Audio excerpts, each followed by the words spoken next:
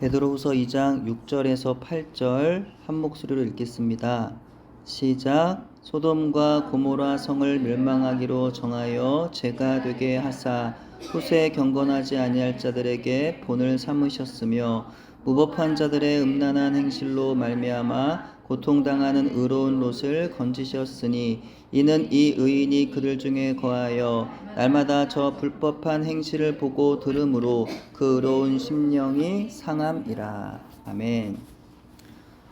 예수님을 만나 구원의 은총을 경험한 하나님의 백성들이 가장 소원하는 것은 아픔이 많은 세상을 떠나 하나님의 나라에서 온전히 주님의 품에서의 안식을 누리고 싶은 것이라고 여겨집니다. 여러분도 그러하시죠? 어서 빨리 천국 가서 주님과 같이 있고 싶으시죠? 네, 아닌가요? 세상이 너무 좋아서 여기 계속 있고 싶으신가요? 주님을 사모하는 사람들은 그렇게 세상을 떠나 빨리 주님 앞에 가고 싶지만 그러나 우리가 그럴 수가 없기에 사는 날 동안 이곳에서 주님이 내게 허락하신 생명에 감사하며 하루를 더 살고 싶어도 못 사는 사람들 얼마나 많나요? 그러니까 오늘 하루 주어진 생명에 감사하시면서 아무리 힘들어도 자살은 꿈꾸지 마시고 빨리 죽고 싶다라는 말씀 마시고 모든 것이 주님의 은혜임을 고백하시면서 나를 통하여 하나님의 뜻이 지금 이 순간 이곳에서 이루어지기를 늘 기도하며 살아가는 저와 여러분 되기를 바랍니다. 다음 화면에 보시면은 바울 사도는 이와 같은 소원에 대하여 빌립보서 1장 20절에서 24절에 잘 표현을 하고 있습니다. 우리 같이 한번 읽어볼게요. 시작.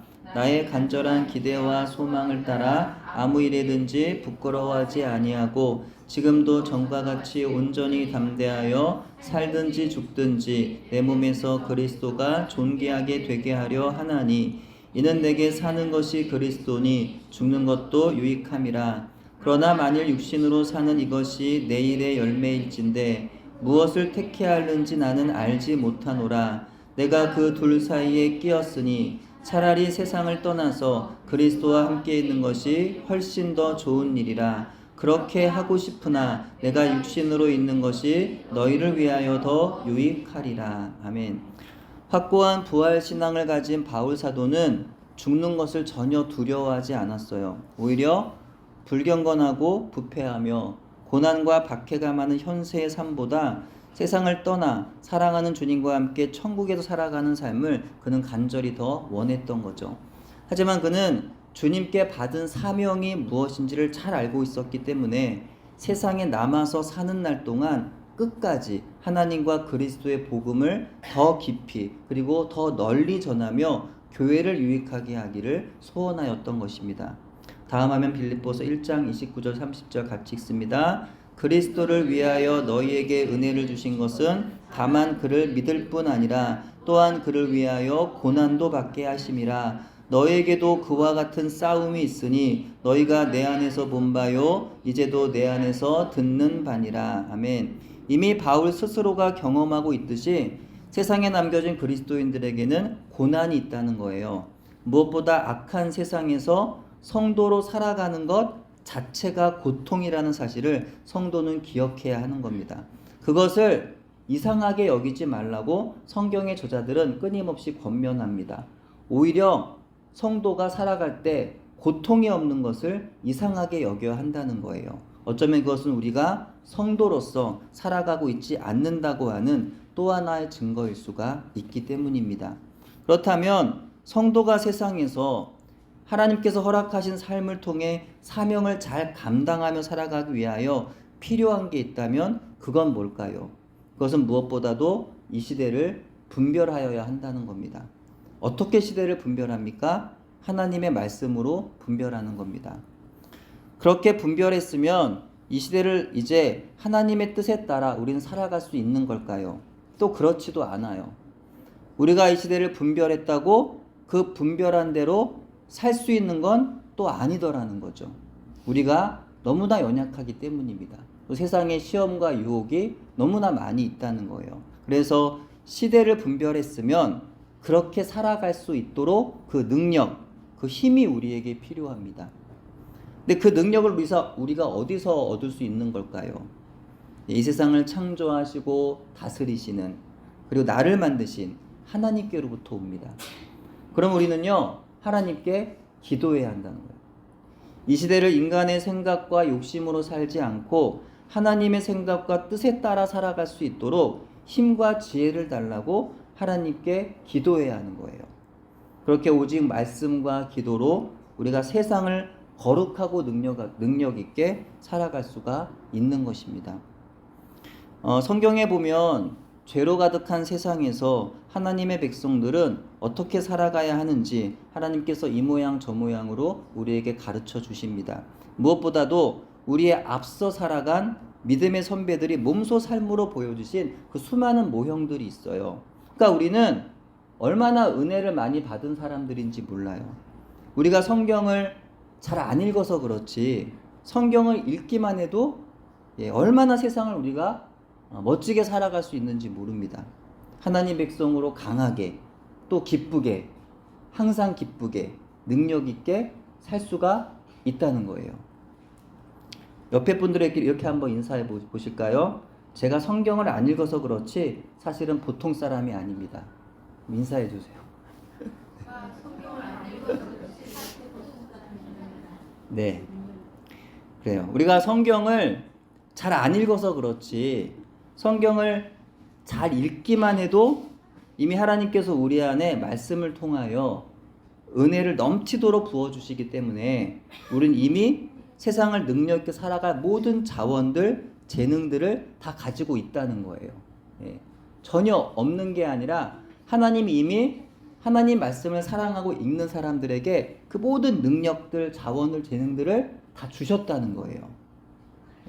또 우리가 기도하지 않으니까 그 능력을, 내가 가지고 있는 그 능력을 발휘하지를 못하는 거지, 기도하기만 하면 그 능력대로 살아갈 수 있는 줄로 믿습니다. 오늘 본문은 여러 가지 상황들 가운데 로마 전역에 흩어져서 신앙적으로 나그네이자 거류민으로 살아가면서 각양의 박해와 불같은 고난을 경험해야 했던 그리스도인들에게 편지한 베드로 사도를 통하여 주어진 말씀입니다. 시험과 유혹과 환난이 많은 세상 한가운데에서 성도가 어떻게 세상을 이기며 살아가야 하는지, 또 그들에게 어떤 위로가 주어지는지 가르쳐주기 위해서 구약의 때에 동일한 환난의 때를 지나간 믿음의 사람, 그러나 연약했던, 믿음의 사람이지만 연약했던 롯이라는 인물을 그는 소개해주고 있습니다. 마음이 상하고 또 상하고 세상에서 이렇게 살아가는 성도가 많아요. 세상에서 이렇게 살아가는 성도는 롯과 같은 성도입니다. 대부분의 성도들이 이렇게 살아가고 있고요. 아마도 저와 여러분 역시도 지금껏 이렇게 살아왔을 겁니다. 성도로서 믿음이 없지 않아요. 믿음이 없진 않은데 그 믿음이 아직 연약한 거예요.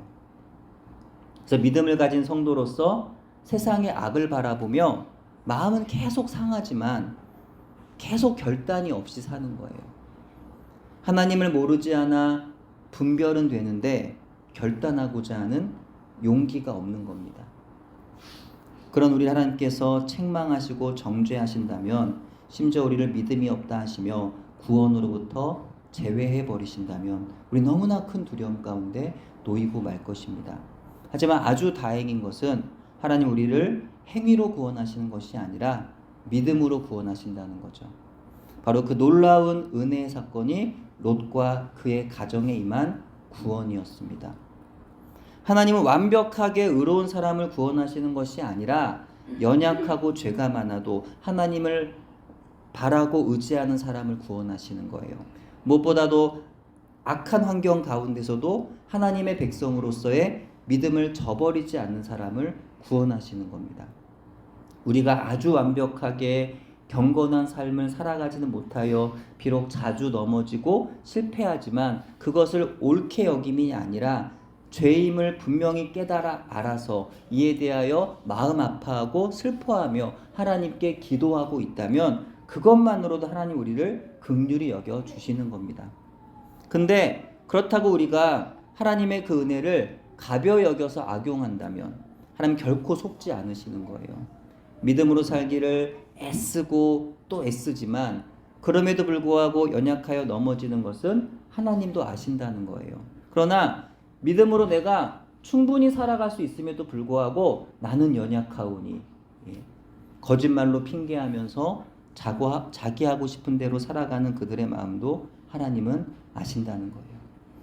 그것이 하나님은 롯을 아시기에 의외로 하나님의 말씀은 롯을 믿음의 사람 또는 의인으로 인정하고 있다는 사실을 알게 됩니다. 이것이 바로 은혜인 것이에요. 오늘의 말씀이죠. 소돔과 고모라 성을 멸망하기로 정하여 죄가 되게 하사 후세에 경건하지 아니할 자들에게 본을 삼으셨으며 무법한 자들의 음란한 행실로 말미암아 고통당한 의로운 롯을 건지셨으니 이는 이 의인이 그들 중에 거하여 날마다 저 불법한 행실을 보고 들으므로 그 의로운 심령이 상함이라. 여러분, 이 말씀 읽을 때 여러분 어떤 생각 드시나요? 이 말씀 읽을 때 여러분 어떤 생각을 하셨나요? 이 말씀 들을 때 아멘하고 동의가 되었나요? 이상한데 롯이 의인이라고 이런 생각 들지 않으셨어요? 사실 우리는 창세기에 나타난 롯의 삶과 믿음의 행보를 살펴보면 전혀 그를 믿음의 사람이라고는 볼 수 없습니다. 제가 보기에도 그래요. 심지어 의로운 사람이라고요? 전혀 그에게 의로움이라는 것을 찾아볼 수가 없습니다. 더구나 여기서 말하는 의라는 것이 우리가 생각하는 도덕적이고 윤리적인 그런 의가 아니라 하나님의 기준에 합당한 그 의를 말하는 것이라면 그런 의로움은 롯에게서뿐만이 아니라 이 자리에 있는 우리 중 그 누구라도, 아니 기독교 역사상 그 어떤 하나님의 사람에게서도 찾아볼 수 없는 겁니다. 왜요? 의로우신 분은 오직 한 분 하나님뿐이시기 때문이죠. 로마서 말씀처럼 의인은 없나니 하나도 없다고 말씀하고 있기 때문입니다. 성경에서 롯의 이름은 믿음의 조상 아브라함의 이름과 함께 등장합니다. 이는 사람이 누구와 함께 하느냐 하는 것이 아주 중요하다는 교훈을 줘요. 믿음의 사람과 내가 함께하고 있는지, 아니면 내가 믿음이 아닌 불신의 사람들과 함께하고 있는지, 이게 중요하다는 거예요. 바라기는 여러분이 믿음의 사람 되기를 원하고, 바라기 여러분 주변에 믿음의 사람들 함께 하시기를 예수님의 이름으로 축복합니다.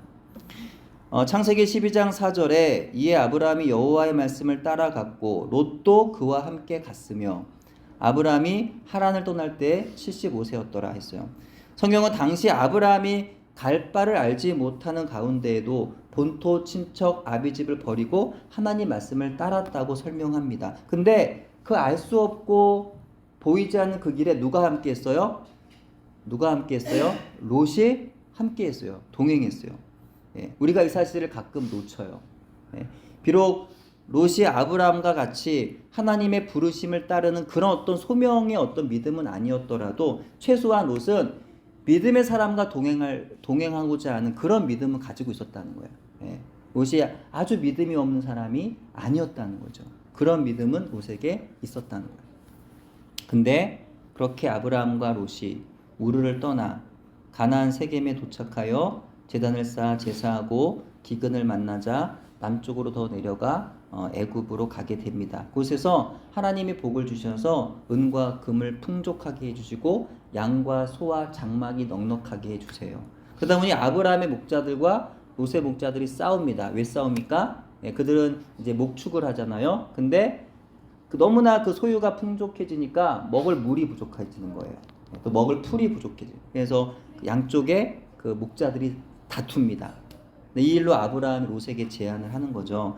창세기 13장 8절 9절입니다. 아브라함이 롯에게 이르되 우리는 한 친족이라 나나 너나 내 목자나 너의 목자나 서로 다투게 말자. 내 앞에 온 땅 있지 아니하냐. 나를 떠나가라. 너가 좌하면 나는 우할 것이고 네가 우를 하면 나는 좌할 거다. 이렇게 제안을 해요. 여기서 이제 중요한 표현이 나옵니다. 눈을 들어라는 표현이 나와요. 눈을 들어서 무엇을 보느냐, 눈을 들어서 어디를 보느냐, 또 어떤 마음으로 바라보느냐, 그겁니다. 먼저 눈을 들어서 롯이 눈에 보기에 좋은 물이 넉넉한 마치 애굽과도 같고 여호와의 동산과도 같아 보이는 요단들을 바라보아서 거기를 택하게 됩니다. 그렇게 요단들로 가서 점차 소돔으로 이주하여 거기서 정착을 하게 되죠. 아브라함도 눈을 들어서 바라보았는데 그는 하나님의 말씀에 따라서 눈을 들었습니다. 근데 여기서 기억할 것은 우리가 흔히 생각하는 것처럼 롯은 믿음이 없어서 요단 지역을 바라보아 택한 것이고 아브라함 믿음이 있어서 헤브론을 택한 것이라고 말할 수만 없다는 거예요. 이 선택의 상황에서 아브라함은 선택권을 하나님께 맡겼다는 점에 있어서 그것을 믿음으로 볼 수는 있지만 그 선택 자체가 롯과 다른 대단히 훌륭한 믿음이었다고 보기는 또 어렵다는 거예요. 우선 그 롯이 애굽과 같이 물이 풍부하고 비옥하게 보이는 요단들을 바라보며 인간의 죄로 가득한 애굽 땅을 여호와의 동산과도 같다고 표현하면서 그곳을 택했던 것은 아브라함의 책임이 없다고 말할 수 없어요. 이전에 믿음이 없어 기근을 핑계로 하나님 약속하신 그 가나안을 떠나서 애굽으로 갔던, 애굽까지 그 아내와 롯과 식솔을 다 이끌고 갔던 사람이 누구예요? 그렇게 갔던 사람이 아브라함이었어요. 게다가 그 요단을 롯이 택하지 않았더라면 그 요단 누가 택했을까요? 아브라함이 택했을 거예요. 왜냐하면 아브라함 아까 말한 것처럼 네가 우하면 내가 좌할 거야, 네가 좌하면 내가 우할 거야 했잖아요. 그러니까 롯이 만약에 요단을 안 택했다라면 그것은 아브라함이 택했을 거라는 거예요. 그러니까 롯은 믿음이 없어서 요단을 택하여 소돔으로 갔고 아브라함 믿음이 있어서 헤브론으로 간 게 아니었다는 거예요. 아브라함도 요단으로 갈 생각이 있었다는 겁니다. 더 나아가 아브라함은 믿음의 조상이니까 그 믿음 때문에 복을 받은 거고 롯은 믿음이 없어서 이후 심판을 경험했던 것도 아니라는 겁니다. 우리가 때때로 하나님의 은혜로 받은 복에 대하여 마치 내가 믿음이 좋아서 받은 것처럼 생각할 때 있나요, 없나요? 있죠. 나는 하나님을 잘 믿어서 복을 받았는데 저 사람은 하나님을 잘 안 믿으니까 복을 못 받은 거야. 저 사람 그래서 벌 받은 거야. 그렇게 생각하나요, 안 하나요? 하지만 그것이 맞는 생각이 아닐 수 있다는 거예요. 내가 하나님을 잘 믿어서가 아니라 하나님의 은혜인 거죠. 내가 하나님을 잘 믿었다. 그럼 거기에도 내 공로가 들어갑니다. 하지만 아니라는 거예요. 내가 잘 믿어서가 아니라 뭐예요? 오직 은혜다. 반대로 내가 믿음이 없어서 어려움을 당한다고 생각하는 경우가 있습니다. 이 역시도 그 생각이 반드시 맞는 생각이 아니에요. 내가 믿음이 없어서 고난을 당하는 게 아니라 나에게 그 고난의 시간이 필요했기 때문에 나에게 그 고난을 통한 어떤 유익이 있을 것을 하나님이 아시기 때문에 하나님 나에게 그 고난을 허락하시는 것일 수가 있다는 것입니다. 이와 같이 롯은 소돔에 아브라함은 헤브론에 거주하던 가운데 약 20여 년이 지나서 창세기 19장 1절에 보시면은 롯이 소돔 성문에 앉아 있다가 라는 표현이 나옵니다. 고대 사회에서 성문은 그 도시의 터줏대감들 혹은 백성의 장로들이 앉아서 재판을 하던 곳이었어요. 그러니까 롯이 그 죄악된 도시의 주인 노릇을 하며 살아가고 있었다는 겁니다. 상당한 어떤 거기서 영향력을 가지고 살아갔다는 거예요. 롯이라는 그 롯이. 그래서 그 죄로 가득한 그 도시를 떠날 생각을 하지 아니하고 그곳에만 거주하면서 우리 그곳에 어떤 기득권을 누리면서 그렇게 그가 살아가고 있었다. 그러니까 그 도시를 떠날 수가 있어 없어요. 점점 그 기득권이 생기니까 떠날 수가 없는 거죠. 사실 크리스천이라고 한다면 여러분 죄가 가득한 도시에 만약에 살아가고 있다면 어떻겠습니까? 거기 계속 살아야 될까요? 말아야 될까요? 최소한 자녀를 생각한다면 떠나야 되는 게 맞지 않을까요? 하지만 롯은 그곳에 머물렀고 그 악한 영향력은 두 딸에게 미칩니다. 소돔이 멸망한 후 두 딸은 재산과 아내를 잃고 시리에 빠진 아버지에게 술을 먹이고 근친 상간으로 아들을 낳는 죄를 범하게 됩니다. 이런 롯이 믿음의 사람이라니요. 의인이라니요. 그 너무나 실수가 많았고 너무나 심각하게 무너졌습니다. 그러나 그럼에도 불구하고 오늘 본문은 롯이 의로운 사람이라는 거예요. 왜요? 악한 소돔에서 자신이 하나님의 백성이라는 사실을 잊지 아니하고 그들의 죄에 동참하지는 않았다는 겁니다. 오히려 그들의 죄에 대해서 고통스러워하면서 근심하며 살았다는 거예요. 오늘 본문은 베드로후서 5장 5절에 언급하고 있는 노아와 함께 롯이 하나님께서 택하신 하나님의 백성이기 때문에 심판 가운데 동일하게 구원을 받았음을 가르쳐주고 있습니다. 이는 다시 말하면 우리가 하나님을 향한 믿음은 있지만 믿음이 약해서 때로는 롯처럼 세상의 불의와 타협하는 경우가 혹 있더라도 세상을 사랑하지 아니하고 하나님 편에 서 있기만 하면 노아와 같은 그런 동일한 구원을 받을 수가 있다는 것입니다. 하지만 그렇다고 해서 노아와 롯이 동일한 수준의 믿음으로 하나님 앞에 가서 동일한 칭찬을 받을 거라는 의미는 아닙니다. 성경이 우리에게 권면하고 교훈하는 믿음은 롯과 같은 그런 연약한 수준의 그것은 아니에요. 성경이 가르치는 믿음은 어린아이의 초보적 믿음에서 자라 그리스도의 장성한 분량에까지 이르러야 한다는 것이죠. 그렇습니다. 롯이 가진 믿음은요, 구원을 받을 만 했습니다. 하지만 롯의 그 믿음이 하나님 앞에 가서 과연 칭찬받을 만 했을까? 그렇진 않았을 거라는 거예요. 그러면 저와 여러분이 구원을 받는 것만으로 만족한다면 모르겠지만 그것이 아니라면 우리는 롯의 믿음을 배워서는 안 된다는 거예요. 때때로 우리도 연약하여서 롯과 같이 넘어질 때가 물론 있기에 롯을 통하여 우리는 하나님의 구원하신 은혜가 우리에게도 있음을 믿고 위로를 얻을 수는 있습니다. 그러나 그것이 전부일 수는 없다는 거예요. 우리의 목표는 단지 구원받는 것에 있지 않기 때문입니다. 우리의 목표는 단지 겨우 그 예배 생활에 만족하고 구원의 커트라인에 드는 게 아니라는 거예요. 우리의 목표는 뭐예요? 진짜 제자 되는 겁니다. 예수님을 따라서 예수님을 닮는 거예요. 그게 목표예요. 그분의 성품을 닮고 그분의 언행을 닮고 그분의 겸손과 순종을 닮으며 그분의 사랑을 닮는 거예요. 네. 이것이 성도는 진짜 믿음으로 세상을 살아야 한다는 겁니다. 예수를 믿는다면서 눈으로 바라보는 건 늘 세상인 사람들. 분명히 몸은 교회 안에 들어와 있지만 눈은 세상을 바라보고 있기 때문에 마음에 기쁨이 없어요. 믿음 밖에 있는 사람들이 더 잘 사는 것 같아 보여요. 부러운 거예요. 믿음 안에 있는데도 그게 전혀 나에게 유익으로 여겨지질 않아요. 믿음 안에서 얻는 능력을 전혀 얻지 못해요. 입으로 예수님을 믿는다고 말하고 하나님을 예배한다지만 아주 이상한 신앙생활을 아무렇지도 않게 하는 거죠.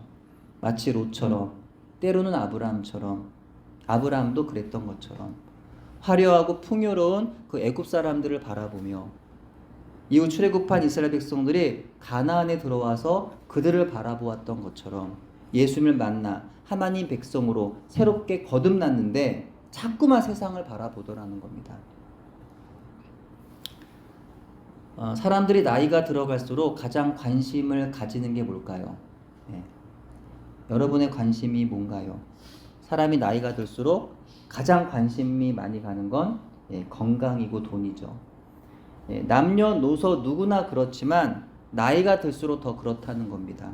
그래서 특히 걱정하면서 더욱 관심을 가지는 건 노후 준비예요. 이는 목회자들에게도 아주 상당한 주제입니다. 근데 제가 믿음이 좋아서가 아니라 아무리 생각해도 이건 아니라는 겁니다. 하나님 말씀은 그렇게 이야기하지 않는다는 거예요. 저와 달리 자녀들이 있어서 재정적인 필요가 더 있는 분들을 이해하고 은퇴 이후에 가족이나 성도들에게 폐를 끼치지 않기 위하여서라도 준비하는 것이 지혜일 수 있다는 생각에도 동의가 되어서 과거처럼 막 이렇게 화가 날 정도는 아니지만 그럼에도 불구하고 이건 아니라는 겁니다. 목사로 부름을 받았든 성도로 부름을 받았든 가정에서 일터에서 어떻게 부르심을 받았든 하나님이 부르신 그 자리에서 하나님의 나라를 위하여서 성실하게 살다가 하나님 부르시면 가면 되는 거예요. 하나님의 그분의 자녀들을 먹이시고 입히시겠다고 끊임없이 약속하고 계시는데 그 말씀 믿고 내 은퇴 이후는 하나님께 맡기고 지금 충성하면 된다는 거예요. 목회자 투자 문제도 그렇습니다. 여러분 덕분에 제가 일을 아직까지는 하지 아니하고 목회에 전념할 수 있는 것에 늘 감사함을 가지고 있습니다. 한편은 여러분에게 늘 미안한 마음이 있어요. 특히 직장 생활하시는 분들, 출근하시는 분들 이렇게 볼 때마다 마음에 미안함이 있습니다. 그래서 가끔은 나도 일을 해야 하나? 막 이런 생각을 하는 경우가 있어요. 하지만 일을 하면서는 말씀 준비에 전념하는 것이 불가능합니다. 일을 하든지 목회를 하든지 둘 중 하나를 택할 수밖에 없다는 생각을 할 수밖에 없더라는 거죠. 근데 무슨 말씀을 드리고자 하는 걸까요? 우리가 하나님의 말씀을 읽고 듣는다면서 그래서 그 말씀이 우리에게 어떻게 살아야 하는지에 대한 분명한 분별을 가지게 되어서 알고 있으면서도 정작 결단하지 못해서 용기 내지 못하고 분별하여 알고 있는 그대로 실제 삶에서는 그렇게 살아가지를 못하더라는 겁니다. 하나님께서 그분을 믿고 섬기는 모든 자녀들의 인생을 책임져 주신다고 말씀하셨는데 우린 그 말씀을 믿지를 못하는 거예요. 근데 롯은 적어도 분별이 되었습니다. 이건 아닌데 라는 생각이 들었던 거예요. 문제는 믿음이 없어서, 용기가 없어서, 자기가 알고 분별한 그 옳은 길로 가고 싶지가 않았다는 데 있습니다.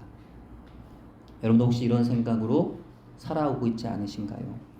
분명 아닌 걸 아는데 저기 가면 안 되는데 저걸 받아 먹으면 안 되는데 저 자리에 앉으면 안 되는데 저 사람 만나면 안 되는데 근데 어때요? 포기가 안 되는 거. 왜요? 하나님 말씀보다 저게 더 커 보이는 거야. 하나님 말씀보다 저게 더 좋아 보이는 거야. 아담과 하와의 그 죄악된 습성이 우리 안에 그대로 있기 때문에 그대로 살고 싶은 거예요. 그래서 가는 거야. 받아 먹는 거야. 앉는 거예요. 만나는 거예요. 점점 더 하나님 말씀으로부터 멀어지는 거죠. 요즘 우리가 전성도 릴레이 금식 기도를 하고 있습니다. 시간을 정해서 하루 3번씩 기도합니다. 세상으로 향하던 눈과 귀와 손과 발을 하나님께로 향하고 하루에 3번씩 무릎을 꿇고 기도하는 삶이 얼마나 큰 은혜와 기쁨을 가져다 주는지 경험하게 됩니다.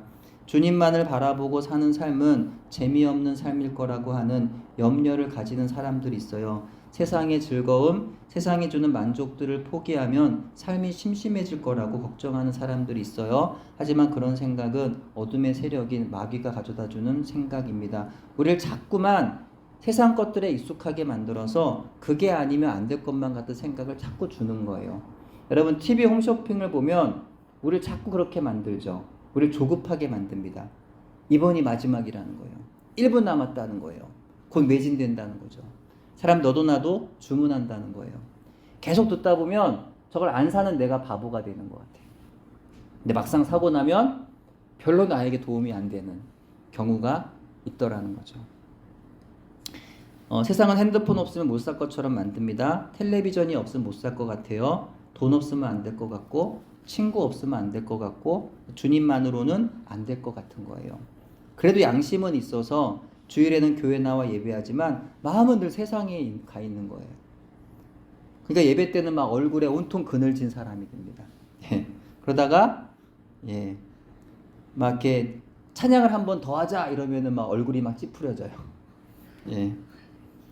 기도를 좀 길게 합시다 이러면은 막 마음의 분노가 일어나요. 한숨이 나와. 설교가 5분 더 길어지면 막 몸을 막 뒤틉니다. 그러다가 예배가 끝나는 순간 마치 천국을 만난 사람처럼 얼굴이 환해집니다. 세상으로 뛰쳐나오는 순간 막 유토피아를 만난 사람처럼 기뻐하는 거예요. 자유라는 거죠. 예배가 억압입니까? 그래서 교회 들어올 때 인상을 쓰고 교회 나갈 때는 기뻐하나요? 진리가 나를 자유케 하는 게 아니라 돈과 세상이 나를 자유케 한다는 거예요. 세상이 주는 기쁨이 하나님이 주는 기쁨보다 크다고 생각하는 거예요. 근데 이런 생각이 바로 마귀가 주는 거짓말이에요. 속는 거예요. 그 증거가 바로 롯입니다. 산 증인이 롯이에요.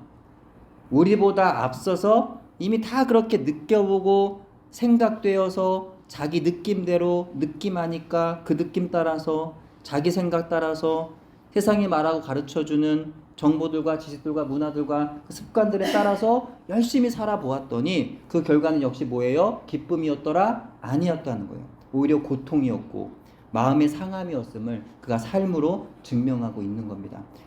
롯은 눈을 들어서 소돔을 택하면 행복할 줄 알았어요.